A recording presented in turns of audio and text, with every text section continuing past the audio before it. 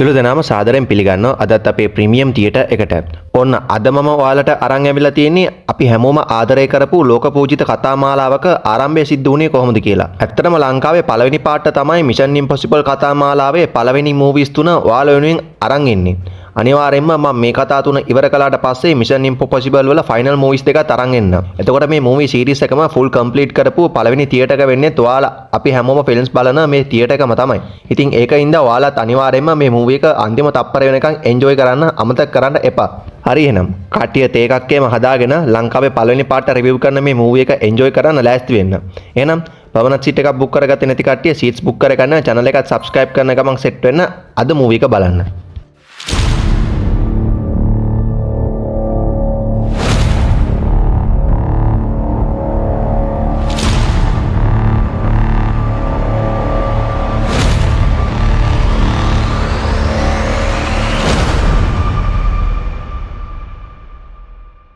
කතාව පටන් ගන්නේ යුක්‍රේන් වල කීව් වලින්.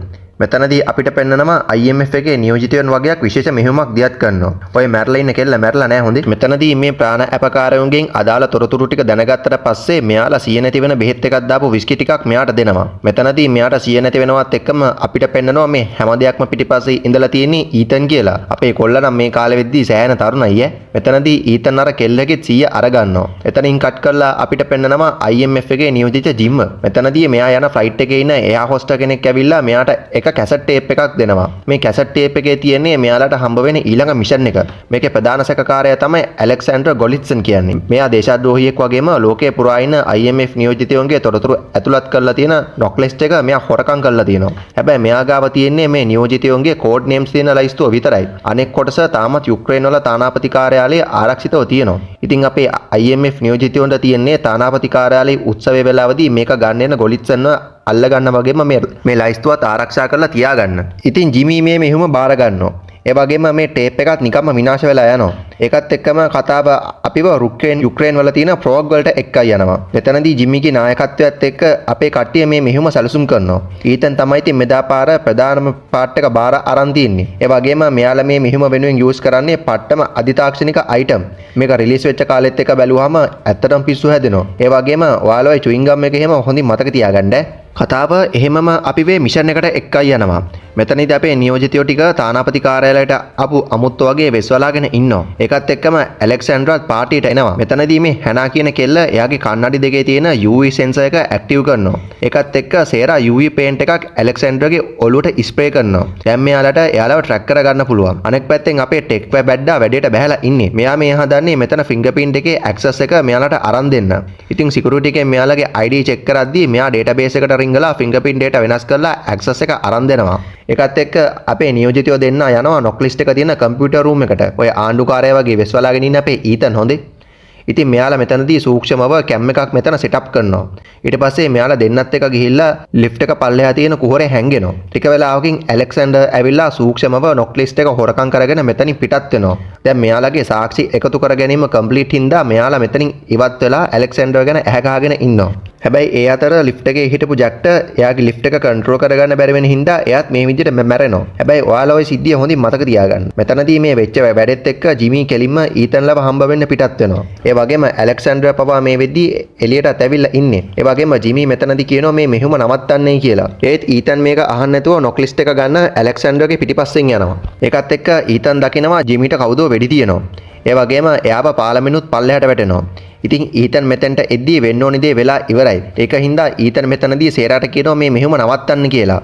හැබැයි ජිමි පාලමෙන් වැටෙන්න කලින් මෙයාලට රේඩියෝ ටික ඩිස්කනෙක්ට් කරන්න කියපු හින්දා සේරාට මේක ඇහෙන්නේ නැහැ. එයා දිගින් දිගටම ඇලෙක්සැන්ඩර් පිටිපස්සෙන් යනවා. ඉතින් සේරාව නවත්තන්න යන ඊතන් එයාගේ තවත් සමාජිකයෙක්ගේ මරණය මේ විදිහට බලා ගන්න හම්බ වෙනවා. ඒ වගේම ඊතන් සේරා ගාවට යද්දී එයාවයි ඇලෙක්සැන්ඩර්වයි දෙන්නම කවුදෝ කෙනෙක් විසින් මරලා දාලා. ඒකත් එක්ක මෙතෙන්ට පොලිසියෙන් එන හින්දා ඊතන් මෙතනින් පැන ගන්නවා. ඊට පස්සේ ඊතන් රහසේම ඇමතුමක් අරගෙන මේ වෙච්ච දේ ගැන එයාලගේ මූලස්ථානයට කියනවා. මෙතනදී එයාලා ඊතන්ව හම්බ වෙන්න එන්න ලොකේෂන් එකක් දෙනවා. මෙතනදී ඊතන් යනවා මෙයාලා එන්න කියපු ප්‍රධානියා වෙච්ච කිට්රිච්ව හම්බ වෙන්න. මෙතනදී මේ දැන් යන අතර යන කතා බහෙන් තේරුම් ගන්නවා ඊතන් ළමයේ මෙහෙම දියත් කරද්දී තවත් IMF එකේ නිලධාරීන් සෙට් එකක් මෙතන ඉඳලා තියෙනවයි කියලා. බැලුවාම මේ වැඩේ කරලා තියෙන්නේ කිට්රිච්ම තමයි. ඒ අතර අර ඇලෙක්සැන්ඩර් කියන්නේත් IMF එකේම කෙනෙක් වගේම නොක් ලිස්ට් එකත් ඉතාමත් ආරක්ෂිතව වෙන ස්ථානයක තියෙනවයි කියලා කිට්රිච් මෙතනදී කියනවා. දැන් කට්ටියම හදන්නේ මේ හැම චෝදනාවක්ම ඊතන් පිට දාන්න. මොකද මැක්ස් කියන කෙනෙක් ඇත්තටම මේ නොක් ලිස්ට් එක හොරකම් කරන්න ඉඳලා තියෙනවා. එයාලා මේ ඩීල් එකට කියලා තියෙන්නේ ජොබ් 314 කියලා. ඒකත් එක්ක ඊතන් අර චුයින් ගම් එක පොඩි කරලා මේ විදිහට වීසි කරනවා. බැලුවාම මේක බෝම්බයක්. ඉතින් මෙතනදී වෙන කලබලයේ අස්සේ ඊතන් මේ විදිහට පැන ගන්නවා. ඊට පස්සේ අපිට පෙන්නනවා ඊතන් එයාලගේ හයිඩ් අවුට් ප්ලේස් එකට එනවා. දැන් මෙයාට හිතා ගන්න බැරුව ඉන්නේ මොකද කරන්නේ කියලා. ඉතින් මෙයා අතපහේම සුද්ධ කරගෙන ලෑස්ති වෙලා අර කිට්රිච් කිව්ව ජොබ් 314 එක ගැන හොයන්න පටන් ගන්නවා. මොකද එතකොට තමයි මැක්ස් කියන්නේ කවුද කියලා ඊතන්ට හරියටම හොයාගන්න පුළුවන් වෙන්නේ. ඉතින් ඊතන් මෙතනදී තේරුම් ගන්නවා ජොබ් 314 කියන්නේ රහස් කෝඩ් එකක් කියලා. ඒ වගේම ඒක බයිබලයේ වගන්තිත් එක්ක සම්බන්ධයි කියලා ඊතන් මෙතනදී හොයාගන්නවා. ඉතින් ඒක මාර්ගයෙන් ඊතන් මැක්ස්ගේ ඇත්තම ඊමේල් එක හොයාගෙන එයාට නොක් ලිස්ට් එකේ ඩීල් එක ගැන පණිවිඩයක් යවන්න මෙයාට පුළුවන් වෙනවා. ඒකත් එක්ක අපිට පෙන්නනවා මෙයාලගේ නියෝජිතයෙක් වෙච්ච ක්ලෙයාත් මෙතෙන්ට එනවා. හැබැයි ඊතන්ට මේක විශ්වාස කරන්න බෑ. මොකද ඊතන් හොඳටම දැක්කා ක්ලෙයා අර කාරාන අතුරේ මැරෙනවා. ඒත් ක්ලෙයා මෙතනදී කියනවා එයා ඒ වෙලාවේ කාර් එකේ හිටියේ නෑයි කියලා. ඒත් ඊතන් ක්ලෙයාව විශ්වාස කරන්නේ නෑ. ඉතින් ක්ලෙයා අන්තිමට දිවුර කියනවා එයා මෙතෙන්ට ආවේ සැලසුම් කරපු පරිදි මෙතෙන්ට එන්න කිව්ව හින්දායි කියලා. දැන් ඊතන් දන්නවා කිට්රිච් මේ හැම චෝදනාවක්ම තමන්ගේ පිට දානවයි කියලා. ඒ කියන්නේ ඊතන් අවුරුදු ගාණක් තිස්සේ මැක්ස්ට වැඩ කරනවා වගේම එයාට නොක් ලිස්ට් එක ගන්න IMF එකේ ආයවත් මැරුවා කියන චෝදනාව තමයි දැන් ඊතන්ට එල්ල වෙන්නේ. ඉතින් දැන් ඊතන් හදන්නේ කොහොම හරි මේ Tamanට එල්ල වෙලා තියෙන චෝදනාව වලින් ගැලවෙන්න. ඉතින් ඒකින්ද දැන් ඊතන් හදන්නේ ඇත්තම නොක් ලිස්ට් එක හොරකම් කරලා මැක්ස් අතුළු පිරිස අල්ලලා දීලා Tamanට එල්ල වෙලා තියෙන චෝදනාව වලින් ගැලවෙන්න. හැබැයි මේකට ක්ලෙයාගේ නම් වැඩි කැමැත්තක් නැහැ. හැබැයි ඒකත් එක්කම ඊතන්ගේ ලැප් එකට මැක්ස්ගේ මේල් එකකින් පණිවිඩයක් එනවා එයාව හම්බ වෙන්න එන්නේයි කියලා. දැන් ඉතින් අපි බලමුකෝ මොකද වෙන්නේ කියලා. මේකත් එක්ක අපිට පෙන්නනවා පවෝදා උදේම ඊතන්ව ගන්න මැක්ස්ගේ මිනිස්සු එනවා. ඉතින් මෙයාලා මූණේම වහලා තමයි ඊතන්ව මැක්ස් ගාවට එක්කයි යන්නේ. බැලුවාම මැක්ස් කියන්නේ ගෑණියෙක්නේ.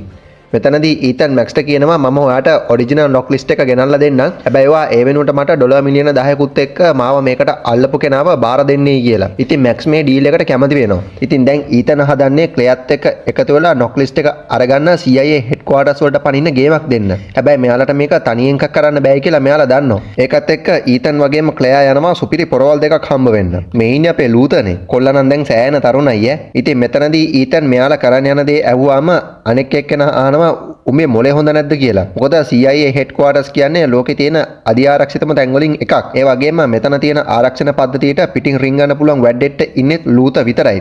මොකද මේ සේෆ් එක ඇරෙන්නේ එතන ආරක්ෂාව බාර කටයුතු කරන විලියම් ඩන්ලෝගේ වොයිස් එකට. ඒ වගේම ඊට පස්සේ අකුරු 6ක පින් එකක් තියෙනවා. සෙකන්ඩ් ලේයර් එකේදී මෙයාගේ S2ත් ස්කෑන් වෙනවා වගේම ෆුල් ඇක්සස් එක ගන්න ඩුවල් කී කාඩ් එකකුත් ඕනේ. ඒ වගේම මේකේ ෆ්ලෝ එක ප්‍රෙෂර් සෙන්සිටිව්. ඒ වගේම බාහිරින් ඇතුල් වෙන පුද්ගලයන්ගේ උෂ්ණත්වය වගේම ශබ්දය රෙකග්නයිස් කරගන්න පුළුවන් සෙන්සර්ස් පවා මේකේ තියෙනවා. ඒ වගේම මෙයාලට මේකට ඇතුල් වෙන්න පුළුවන් එකම මාර්ගයකට කියලා තියෙන්නේ අර වෙන්ටිලේෂන් කවුලුව විතරයි. හැබැයි ඒකත් ලේසර් වලින් ආරක්ෂා කරලා තියෙන්නේ. ඉතින් දැන් කටියත් එක්කම මේ ලෑස්ති වෙන්නේ ඉතිහාසයේ පළවෙනි පාර්ට CIA හෙඩ්ක්වාටර්ස් වලට පැනලා අධි ආරක්ෂිත සේෆ් එකට වැඩේ දෙන්න. ඒකත් එක්ක අපිට පෙන්නනවා අපේ සෙට් එක CIA එක ඇතුළට ගිහිල්ලා ඒකේ ගින්නක් ඇති කරලා මේ විදිහට කාටවත් තේරෙන්නේ නැති වෙන්න ඒක ඇතුළට යනවා. මේ අතරේ ක්ලෙයා ලෑස්ති වෙලා ඉන්නේ සේෆ් එක බාරව ඉන්න විලියම්ව දැලේ දාගන්න. මේ අතර වෙස් වලාගෙන හිටපු අපේ සෙට් එකව සිකියුරිටි කෙනෙක්ට මාට්ටු වෙද්දී ඊතන් එක්ක හිටපු ක්‍රීගර් එකෙක්ව මරන්න හදනවා. ඒත් ඊතන් ඒකට ඉඩ දෙන්නේ නැහැ. මේකත් එක්ක විලියම්ව ෆලෝ කරන් ආපු ක්ලෙයා විලියම්ගේ කොෆි එකට සූක්ෂම විස වර්ගයක් එකතු කරනවා. අනෙක් පැත්තෙන් අපේ සෙට් එක වෙන්ටිලේටර් එක දිගේ උඩට නගින්න පටන් ගන්නවා. ඒ වගේම ක්ලෙයා එයාගේ අතේ අලවන් හිටපු මයික්‍රෝ ට්‍රැකර් එකක් ෂේප් එකේ විලියම්ගේ ඇඟට හයි කරනවා. දැන් ලූතට පුළුවන් විලියම්ව ට්‍රැක් කරගන්න. ඒ අතර ඊතන් වගේම ක්‍රීකර් එකතු වෙලා අර එයාවෙන්ට් එක මේ විදිහට ගලවන්න පටන් ගන්නවා. අනෙක් පැත්තෙන් විලියම් සේෆ් එක දිහාවට එනවා. මේ විදිහට අපේ ඊතන් කිසිම සද්දයක් නොකර ක්‍රීකර්ගේ උදව්වත් ඇතුව මේ විදිහට පල්ලයට බයිනවා. හැබැයි එතකොටම විලියම් සේෆ් එකට එන හින්දා ආපහු ඊතන්ව උඩට ඇදලා ගන්නවා. මේ අතර සේෆ් එකේ ඩේටා චෙක් කර හිටපු විලියම් අර ක්ලෙයා දීපු වස හින්දා වමනේ දාන්න පටන් ගන්නවා. ඒකත් එක්ක පොර වොෂ් වොෂ්රූම් එකට දුවනවා. ඒ ටයිම් ගැප් එකේදී අපේ ඊතන් ආපහු සේෆ් එකට ඇවිල්ලා ලූතගේ උදව්වත් ඇතුව නොක් ලිස්ට් එක ඩවුන්ලෝඩ් කරගන්න පටන් ගන්නවා. ඉතින් ඩවුන්ලෝඩ් එක ඉවර වෙලා ඩිස්ක් එක අතට ගන්නවත් එක්කම ක්‍රීගර් අතින් ඊතන්ගේ කේබල් එක අතෑරෙනවා. හැබැයි ඊතන්ව බිම වදින්න ඔන්න මෙන්න තියෙද්දි ක්‍රීගර් ආපහු එයාව අල්ල ගන්නවා. බැලුවාම වෙන්ටිලේටර් එක ඇතුළට මීයක් ඇවිල්ලා. හැබැයි මෙතනදී ඊතන් සාර්ථකව ඩිස්ක් එක එයාගේ අතට අරගන්නවා. ඒකත් එක්ක විලියම් එන්න කලින් ක්‍රීගර් ඊතන්ව උඩට ඇදලා ගන්නවා. හැබැයි ක්‍රීගර් අතින් මෙතනදී පිහියක් අතෑරෙනවා. හැබැයි මේක වැටෙන්නේ එතන තිබිච්ච කම්පියුටර් ටේබල් එක උඩට. ඉතින් විලියම් ආපහු සේෆ් එක ඇතුළට එද්දී එයා මේක දකිනවා. එයාටත් හිතා ගන්න බෑ මේ පිහිය කොහෙන්ද ආවේ කියලා. හැබැයි කෝකටත් කියලා විලියම් PC එක චෙක් කරලා බලද්දී තමයි විලියම් රත් වෙන්න පටන් ගන්නෙ. ඒකත් එක්ක විලියම් නොක් ලිස්ට් එක අතුරුදහන් කියලා ක්‍රිට්ටිච් ඇතුළු පිරිසට දන්නනවා. ඉතින් ඒ විදිහට අපේ සෙට් එක මෙතනින් පැනලා ගිහින් ඉවරයි. ඊට පස්සේ අපේ සෙට් එක එයාලගේ hideout place එකට එනවා. මෙතනදී ක්‍රීගර් ඇවිල්ලා ඊතන්ට කියනවා මම ඔයාට තනියම නොක් ලිස්ට් එක අරන් මැක්ස් ගාවට යන්න දෙන්නේ නැහැ කියලා.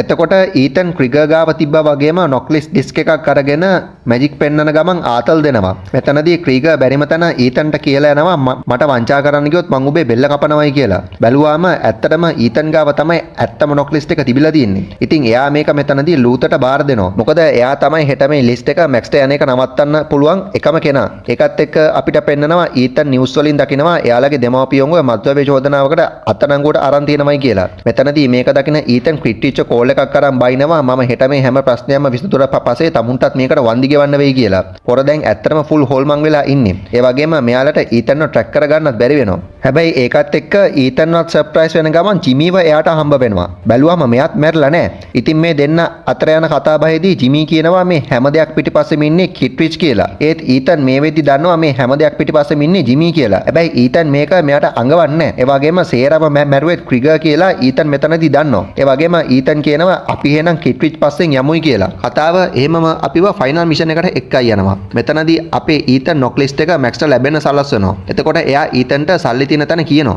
හැබැයි මැක්ස්ට මෙතනදී මේ ෆයිල් ටික බා ගන්න බැරි වෙන්න ලූත මෙතන ඉඳන් ෂේප් එකේ සිග්නල් ටික බ්ලොක් කරනවා. ඒකත් එක්ක කිට්රිච් පවා මේ ට්‍රේන් එකට එන හින්දා ලූත වගේම ක්ලෙයා දෙන්න එතනින් මග ඇරලා ෂේප් එකේ මාරු වෙනවා. මේ මෙතනදී ක්ලෙයා යන්නෙත් මැක්ස් ඊතන්ට කියපු සල්ලි තියෙන ලොකේෂන් එකටම තමයි. ක්ලෙයා මෙතනදී ජිමීව හම්බ වෙලා එයාට කියනවා අපි ඉක්මනට මෙතනින් සල්ලිත් තරම් පැනලා යන් ඊතන්ට මුකුත් කරන්න ඕනේ නැයි කියලා.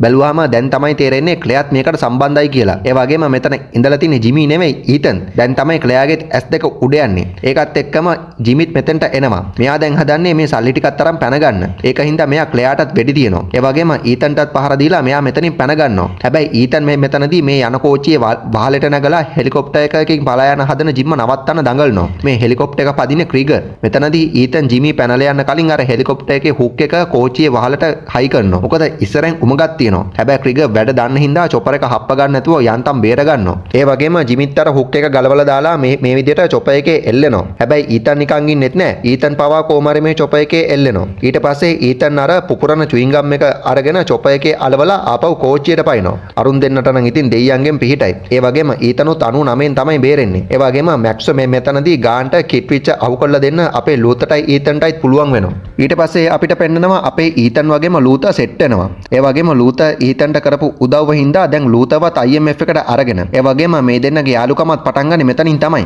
ඒකත් එක්ක මේ මූවි එක මෙතනින් ඉවර වෙනවා. එහෙනම් ඊළඟ මූවි එකෙන් ඉක්මනටම හම්බ වෙන්නම්. හැමෝටම සුබ දවසක්.